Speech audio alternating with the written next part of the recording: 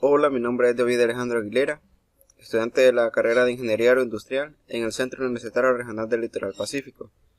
Este video es grabado para la clase de bioquímica impartida por la doctora Lisette Zúñiga.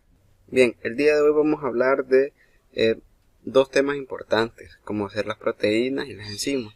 Las proteínas, por su parte, junto con los ácidos nucleicos, forman las moléculas de la información para los seres vivos y están formados por cadenas de aminoácidos.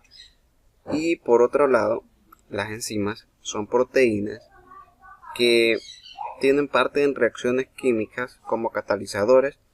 Estos aceleran la velocidad de reacción, haciéndola más rápida.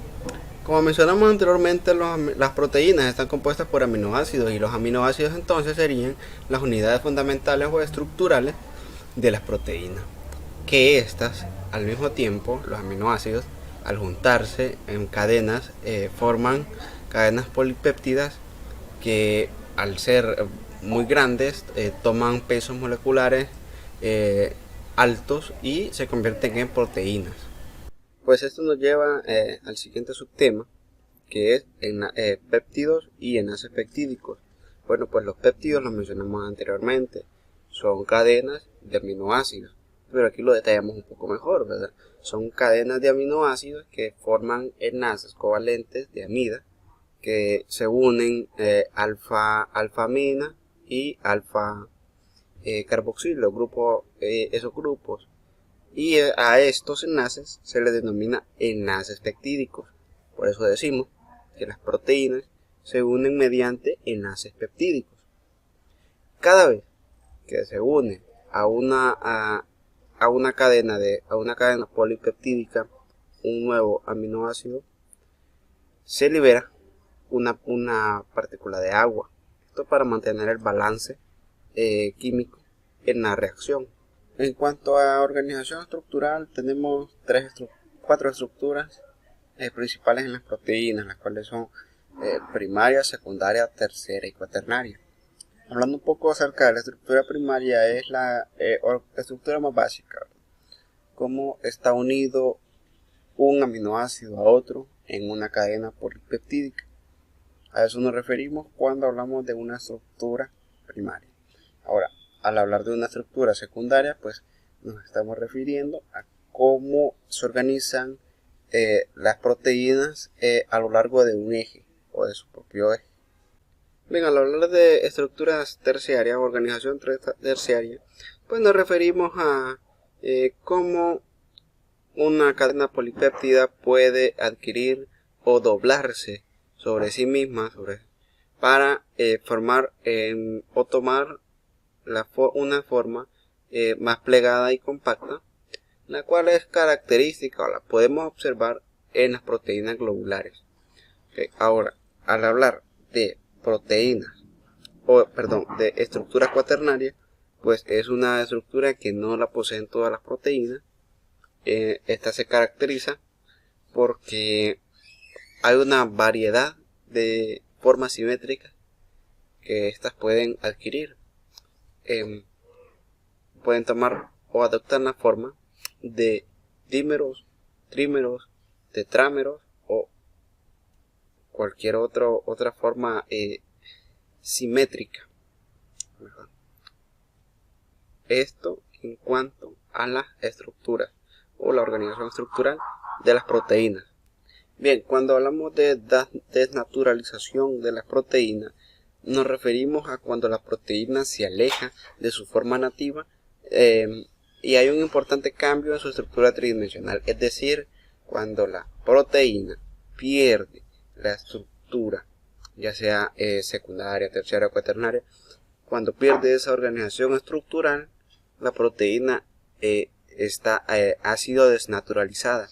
Esta desnaturalización puede ser por medios externos, principalmente calor, la aplicación de ácidos o alcoholes que pueden desnaturalizar una proteína, es decir, cambiar su estructura nativa. Bien, la pirólisis. Al hablar de pirólisis, pues nos referimos a un tipo de desnaturalización de proteínas, específicamente al tipo en el que se le aplica calor al alimento, en este caso carne o pescado. Cuando los horneamos o los asamos, les aplicamos una temperatura mayor a 200 grados en el que las proteínas o los aminoácidos sufren una desnaturalización.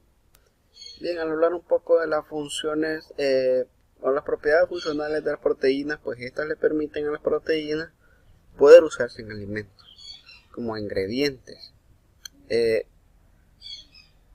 por dos razones, porque tienen dos aspectos o características moleculares, los cuales son las propiedades hidrodinámicas, las cuales le confieren al alimento viscosidad, gelación y texturalización, y las propiedades de las proteínas relacionadas con la superficie, ¿verdad? Esto, digamos, la superficie del alimento, que son la humectabilidad, disipabilidad, la solubilidad de espumado, emulsión y unión a sabores.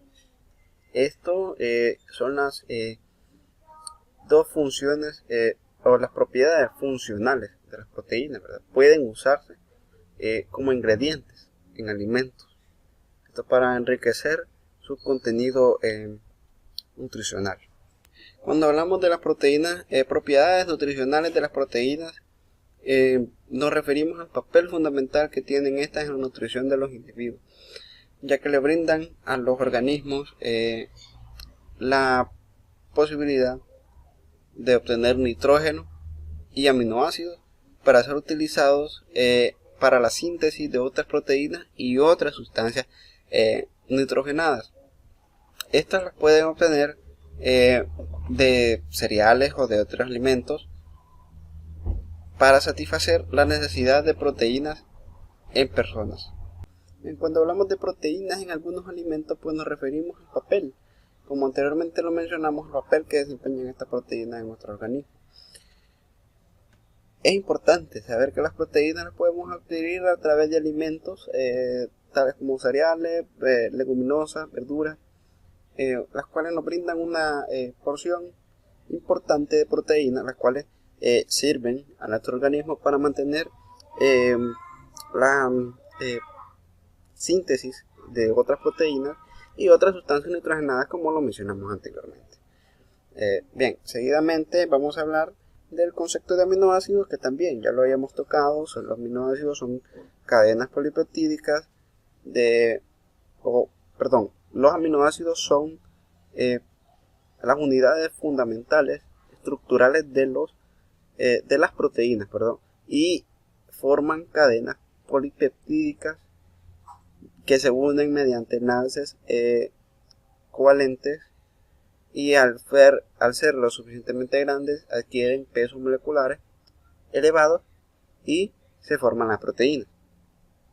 Bien, al hablar de aminoácidos esenciales y no esenciales, nos referimos con los esenciales a aquellos que el cuerpo no puede sintetizar y que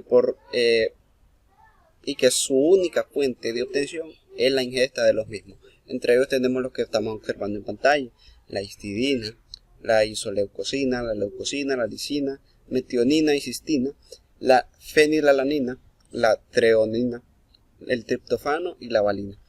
Estos aminoácidos el cuerpo no puede sintetizarlos y su única obtención es la ingesta de los mismos. Por otra parte, los aminoácidos que no son esenciales, el cuerpo puede sintetizarlos y no es necesaria su ingesta. Entre estos encontramos la alanina, la arginina, la asparagina y los demás que los podemos observar en pantalla. Estos, como mencioné, el cuerpo no necesita ingerirlos, sino que puede sintetizarlos él mismo.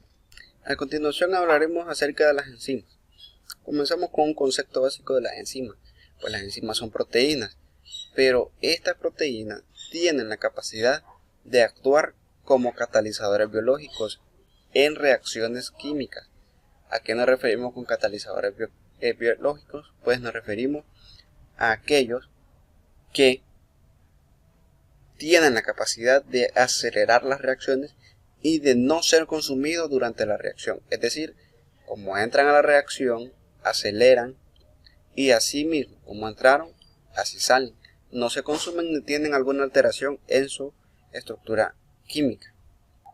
Bien, hablando un poco acerca de las características de las enzimas, pues como mencionamos anteriormente, se caracterizan por ser catalizadores y reducir la barrera energética y el tiempo de reacción de una reacción, valga la redundancia, de una reacción química. También influyen en la velocidad, como hemos mencionado, forman complejos reversibles con el sustrato, tienen especificidad por los sustratos, es decir, no actúan en todos los sustratos y no se consumen en la reacción. Ellos entran a las reacciones, hacen su trabajo, que es el de acelerar la reacción, y salen. Bien, a la hora de nomenclatura nos referimos al modo en que nombramos las enzimas. En este caso, las enzimas tienen una forma empírica de nombrarse, en el cual tomamos como sufijo o raíz el nombre del sustrato en el cual ellas actúan y le ponemos el sufijo asa. Un ejemplo de ello es la lactasa, que funciona como enzima o como catalizador en la reacción en la lactosa, un disacárido, el cual la reacción que ella forma es desdoblarla en los monosacáridos que la componen, que son glucosa más galactosa. En la clasificación de las enzimas podemos encontrar las oxidorreductasas. Las oxidorreductasas son aquellas que tienen o que funcionan como catalizadores en reacciones de oxidorreducción. Las transferasas son las que promueven la transferencia de grupos químicos de sustancias donadoras a sustancias receptoras. Las hidrolasas son las que promueven la ruptura de enlaces covalentes mediante la inserción de moléculas de agua. Las liasas son las que rompen enlaces eliminando grupos químicos, pero estas sin la introducción sin la introducción de moléculas de agua. Seguidamente tenemos las isomerasas, que son las que catalizan el rearreglo espacial de grupos de sustratos sin modificar su composición química. Las ligasas promueven la unión covalente entre dos moléculas acopladas que han sido mediante la ruptura de un enlace pirofosfato. Ahora hablaremos de las enzimas como catalizadores. Las reacciones químicas es importante destacar que pueden llevarse a cabo con o sin la ayuda de catalizadores, pero las enzimas tienen un poder catalizador impresionante, ya que son capaces de acelerar los procesos de reacción de aquellas reacciones que pueden ser termodinámicamente posibles. Esto es importante, ya que las enzimas no alteran la estabilidad química de la reacción, sino que ellas solo actúan como catalizadores en la reacción, acelerándola para que ésta se realice en un menor tiempo al que se realizaría sin la ayuda de estas enzimas. Cuando hablamos de energía de activación nos referimos a la energía que necesita la enzima para comenzar a trabajar como catalizador en la reacción química. Es importante recalcar que esta energía es menor a la que cuando se utilizan catalizadores inorgánicos. La especificidad de enzima. Cuando hablamos de la especificidad de enzima nos referimos a lo que dijimos anteriormente, que las enzimas no actúan sobre todos los sustratos, sino que tienen una especificidad y un límite de acción. Y cuando hablamos del sitio activo, nos referimos a el sitio donde la enzima lleva a cabo la aceleración de la reacción, que generalmente se ubica en la enzima del dominio de la interacción con el sustrato.